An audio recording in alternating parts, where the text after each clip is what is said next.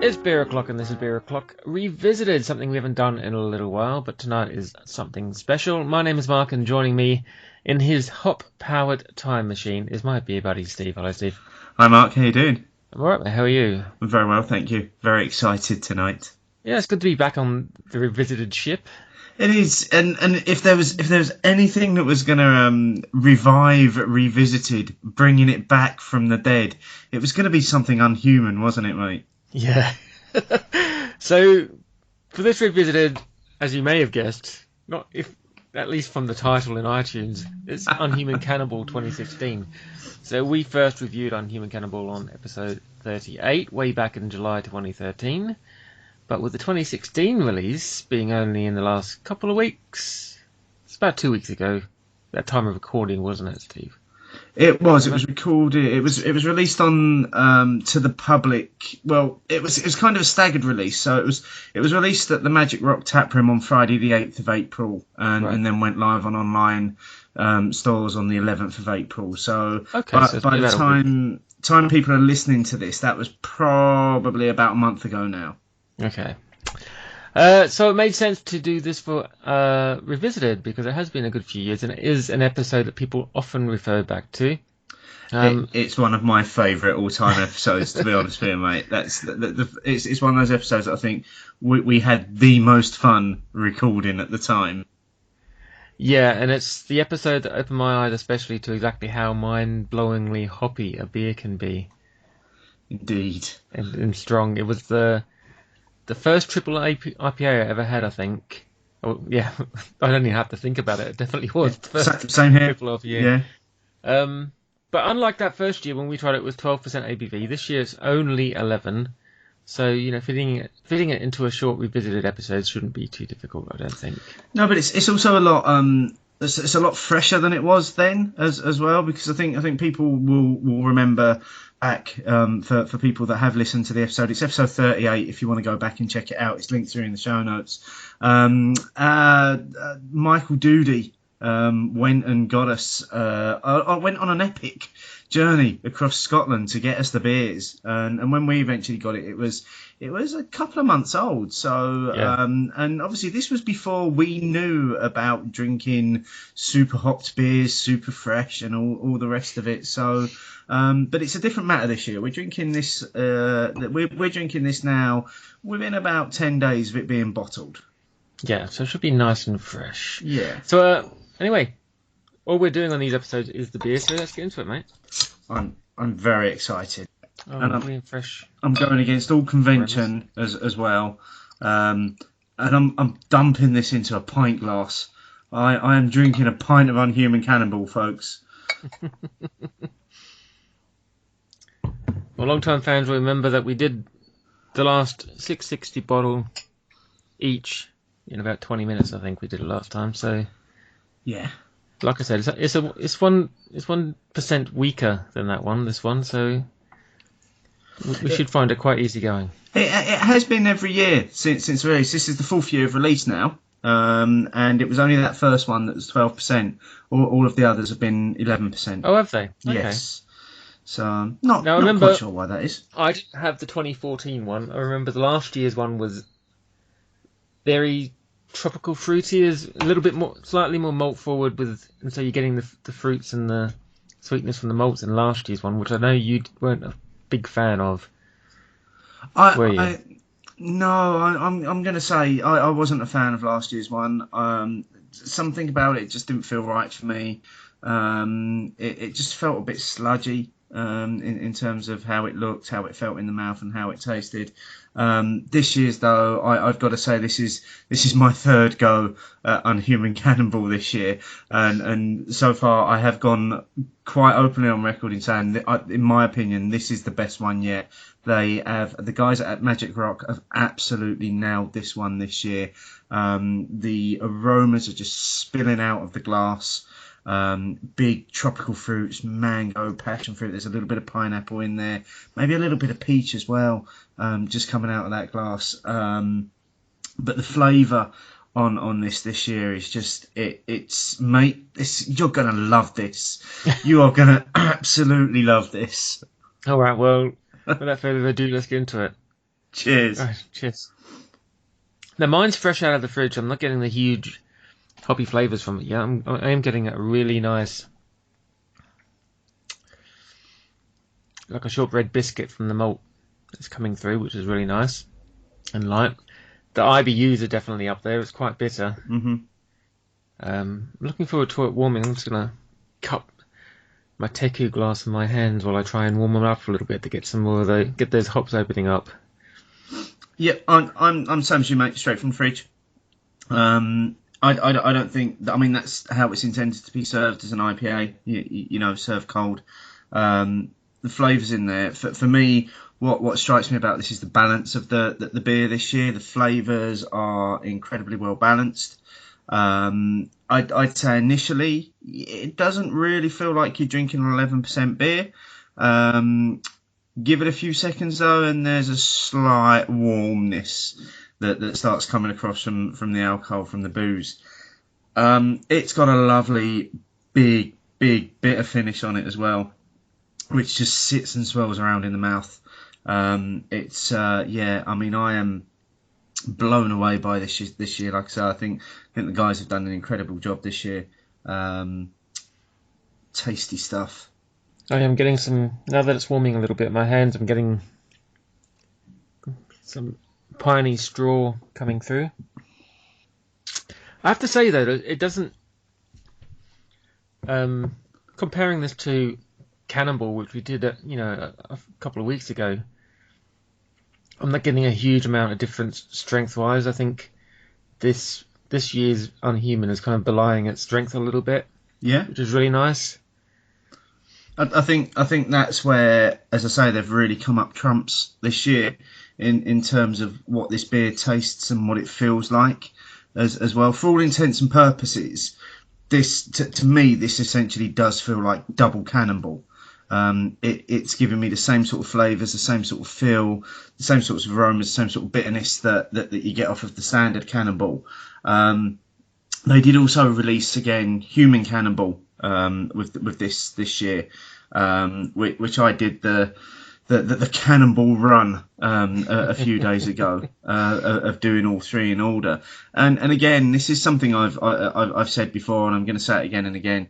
I think Human Cannonball for me is really like an uncomfortable middle child in terms of it doesn't know what it wants to be, and I've always struggled to enjoy it, and again this year I really struggled to enjoy it, and I think it's very much been overshadowed by its big brother this year. This Unhuman Cannonball for me is absolutely off the charts good. Yeah, I'm finding it much more. I mean, I liked last year's one. We had it at the Craft Beer Co. launch in London, so it was off cask last year, or keg? Keg. No, Came in a glass. They don't put this in a cask. Came in a glass anyway, and I really liked it. And I think I had a bottle of it as well, which I had it a few weeks after that. I think you may have gotten me a bottle, Steve. I can't quite remember. I checked it in twice anyway. And my notes on my Untapped were that the hops came back much more after a few weeks, but it still had the tropicalness in it. There's not as strong a tropicalness in this. This again goes back to hops being the showcase with a nice sweet biscuit underneath. I am getting some sweet fruits coming through now as it's warming up a bit, which is nice. Yeah, I saved a bottle of last year's one right up until Christmas, which there are probably people screaming at their devices now saying, "What are you doing, saving a triple IPA?" I just wanted to see what would happen to it if it was left to just develop a bit in the bottle, and I can probably safely report back that you shouldn't ever do that to a triple IPA. I really was hoping it would cheekily turn into a barley wine while it was sat in the cellar, and all it ended up tasting like was an out-of-date triple IPA. But yeah, like I said, I think very much back to their best this year with the Unhuman Cannonball, and it was great also to see that obviously because the new brewery at Magic Rock now allows them to brew more beer, there was more of it available this year, and it's great to see so many people being able to drink this and sample it this year as well. Didn't they do double the amount that they normally do or something? So something like that, and they also limited online sales as well, which they've never done before. Right. So they were limiting it to 6 per person. Which is more than enough for people. It was, and I mean, to be fair, I ordered 6, but only 2 of them have been for myself. I've given 1 to you, and the others were for other friends as well. So I don't feel as though there's ever a situation in which I need to drink 6 bottles of Unhuman Cannonball all to myself. I like to spread the love a little more than that. Now, I've been seeing the general consensus that I've seen on Twitter is that everyone has been loving this year's one, but from my perception, I saw that as people being caught up in the hype perhaps a little bit. You have a lot more friends that you share this passion with. What's been your feedback with them, either over Twitter or you had it at the bottle share last week? Yeah, we did a bottle of this at the S6 bottle share last week. General consensus was, again, hands down, best ever. People were impressed with it, impressed with the flavour, the aroma. It does keep its head well as well. It does keep it stays quite lively. It's still very, very murky in the glass, but you're drinking a beer that's been hopped to within an inch of its life. In fact, it's probably been killed by hops and then revived by hops just to be killed and revived again. You're going to get that from it. But yeah, the general consensus of the people at the bottle share was best ever. And like I say, much like yourself, I've been seeing the feedback on Twitter. Everybody is saying it's the best ever, and that's not just from people that were caught up in the hype. That's from people that I've kind of seen over the last couple of years are in the same sort of group of fanboys as I am when it comes to Unhuman Cannonball. Get very excited about it, and it's always good to see their reactions as well. But I have not seen a single negative comment about it this year. Yeah, looking back to episode. Sorry, mate. And I was just going to say, you can't put all that down to hype. No, I think when a beer's that good, it's going to get positive feedback. Yeah. Looking back to episode 38 when we had this, and we had this with our first number one fan, Ant, came along on the show. We did, we all turned into giggling school children within like 5 minutes of drinking it, because I think we were all a bit unsure exactly what was going on in our mouths. But I remember that one, even though it was a couple of months down the line from when it was released, it tasted really fresh and, big tropical notes coming through, and the hops were definitely there. I'm putting that partly down to us being inexperienced with really hoppy, triple IPAs. So those hops really did stand out. Comparing my still very vivid memories of that, I'm finding this a lot easier, and the bitterness is perhaps not quite as up there, but it's just tasting a lot more whole and a lot more fresher. Obviously, it's only a week old. Yeah. But do you know what I mean? It just seems like it's been brought together after 4 years of honing to be a much nicer beer. Yeah. I mean, there's a lot of what you said there resonates with me. When we did this on episode 38, even though we were 38 episodes into it by then, if you look back at the beers that we had done previously, there was still very much beers that you could get from a supermarket. This was probably our first exposure to some of the smaller craft breweries in the UK at that time. So I think for us it was a first on so many levels, purely because we'd never done anything like this, and we had quite possibly never been exposed to the sorts of flavours that we were getting from in there either. So we're tackling a triple IPA. Episode 38 we would have been about 18 months into the show, maybe 2 years. We were still on a learning curve. We're about a year in. Yeah. And bearing in mind that I can now track back and say, well, actually, I've had Unhuman Cannonball every year since it's been released.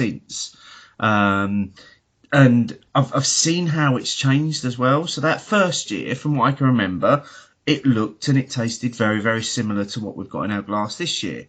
The second year was a real surprise for me, because what we got a beer that was crystal clear. It was absolutely crystal clear, and it had a real alcohol burn to it. Mm-hmm. And then last year we had this murky sludge bucket of an affair that I really didn't get on with.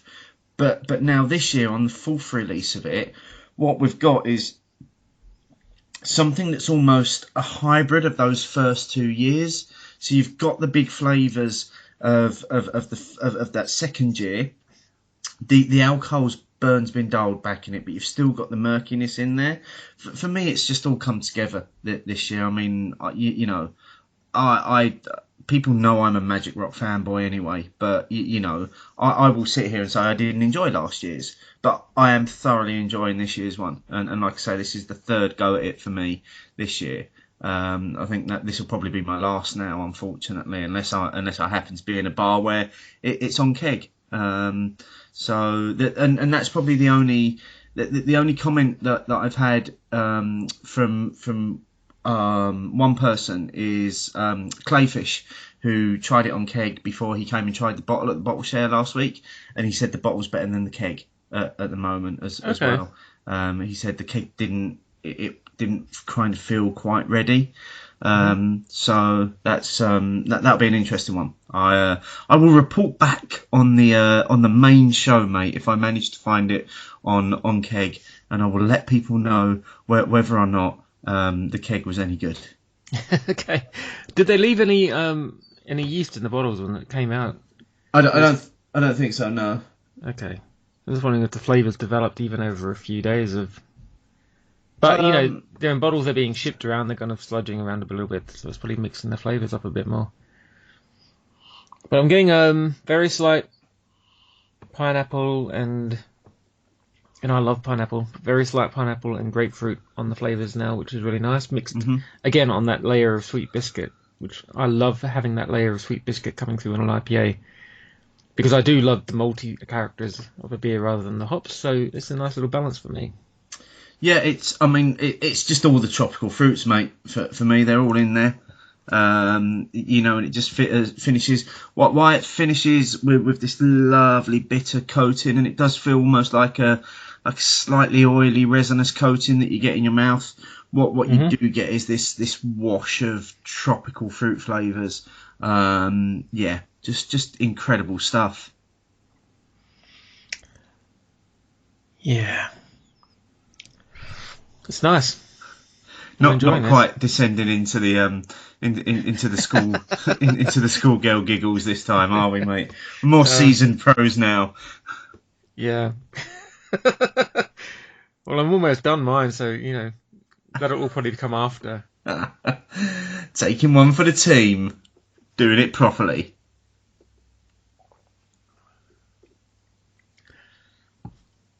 No, I'm just really pleased that it's not as bitter as the first time we had it, because that really was a struggle for me. I mean, we still did it in far too short a time because we were so excited about it.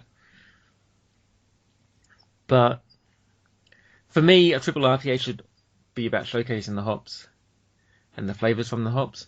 And I know that bitterness plays a big part in that, but it shouldn't be the defining characteristic. But is that? I suppose it's that question. Is that because it's 3 years on and your palate's developed? So probably, yeah. Actually, you've learned or you've developed this ability to handle a more bitter taste. Whereas more than likely, I mean, when we started drinking all these hoppy beers, everything would be piney with a bit of straw. Well, which is not so much anymore. Well, we used to just say that everything tasted like hops, mate.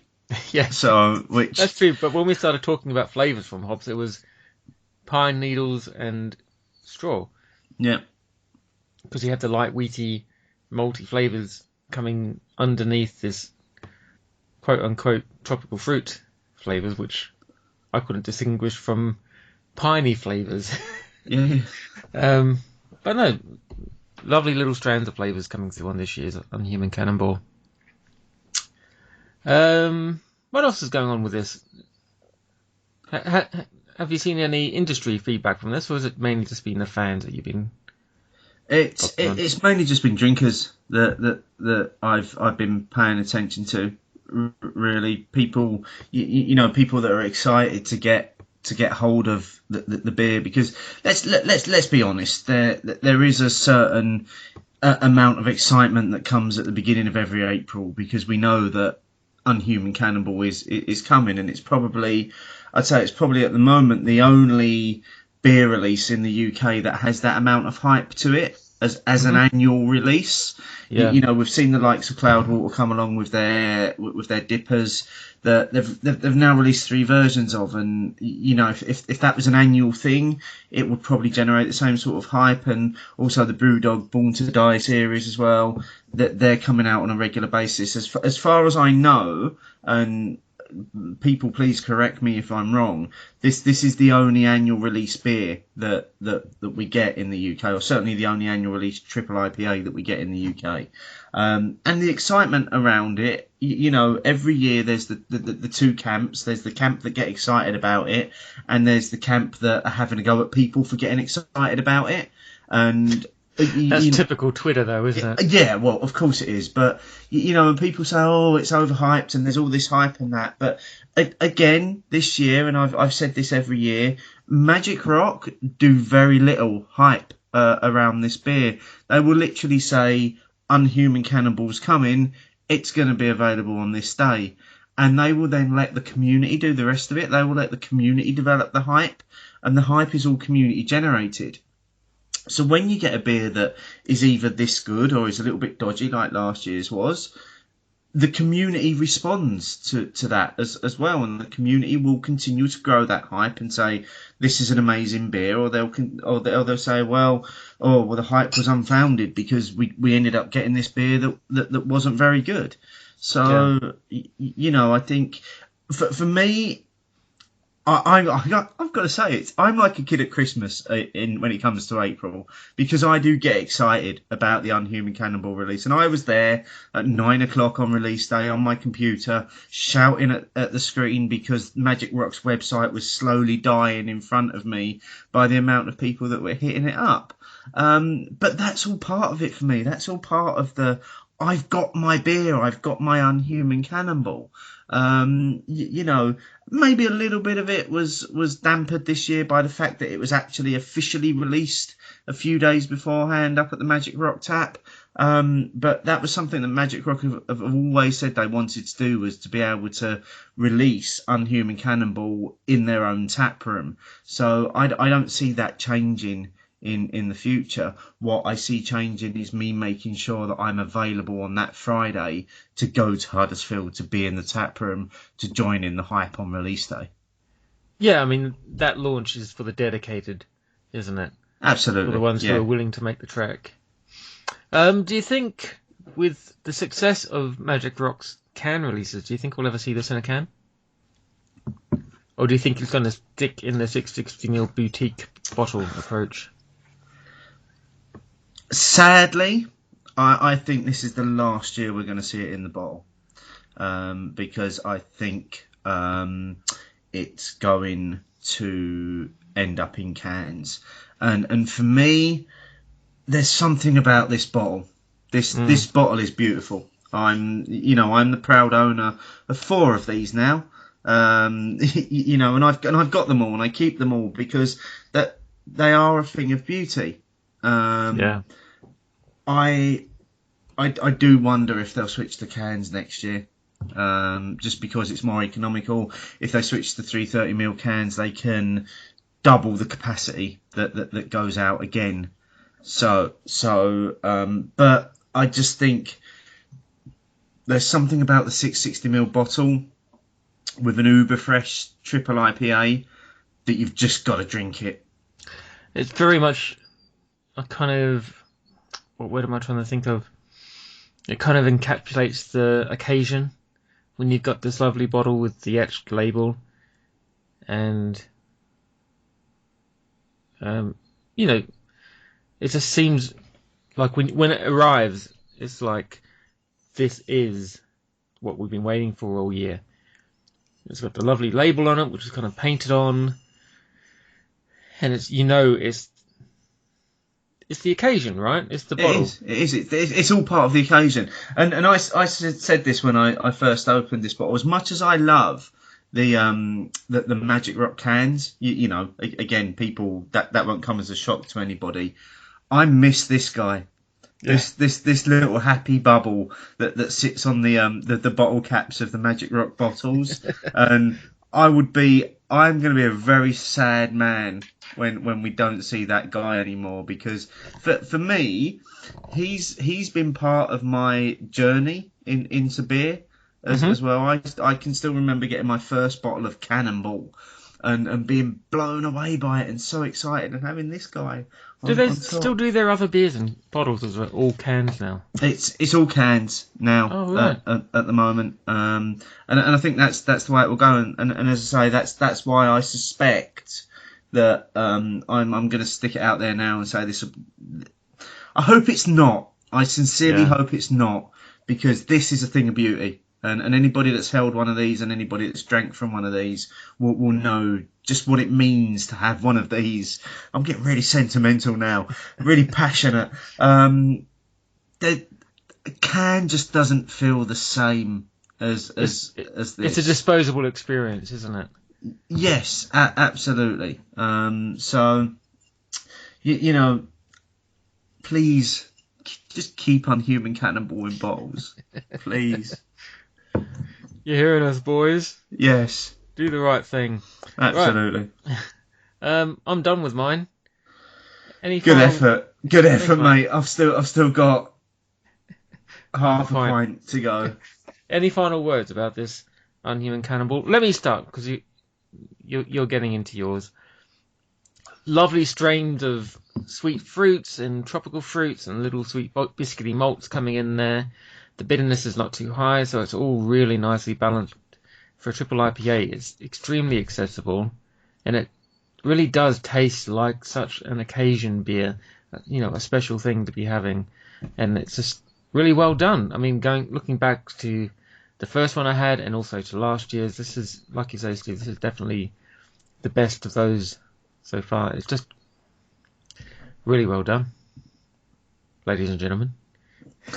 Sorry, but for folks that remember the early shows, remember we used to talk about what the hop belch was like, and I was just trying to suppress one then, and it was all the hops.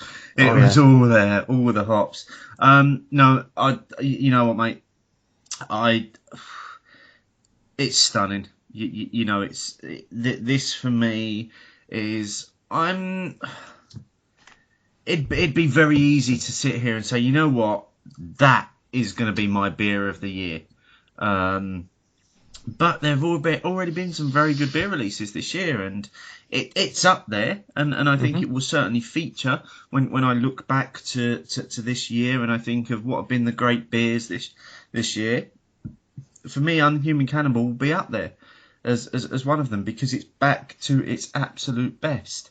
Yeah, for me, it's just tropical juiciness, a lovely bitter finish that just goes on and on and makes me want to dive back in for more and more. So incredible job this year, and I'm very pleased that we've revisited this one, that we've resurrected the revisited series. We've turned it into this Unhuman monster, and we're here drinking this evening. Very good. Well, that's our revisited episode. I hope you all enjoyed it. Go back and listen to episode 38 and listen to us drinking a really hoppy beer and sounding like dickheads by the end. It was amazing. Right, Steve, that's it, mate. Until whatever next revisited we do. Well, we did say at the end of the last revisited that was it. We were done with revisited, weren't we? We weren't bringing it back ever again. It was done, but we've come back. We've brought it back for this one. Who knows? In a couple of years' time, we might want to start revisiting some of the beers that we've done recently, and seeing how our tastes have changed again. But it's certainly been a pleasure to come back one more time to revisit it, mate. It is. Until then, cheerio.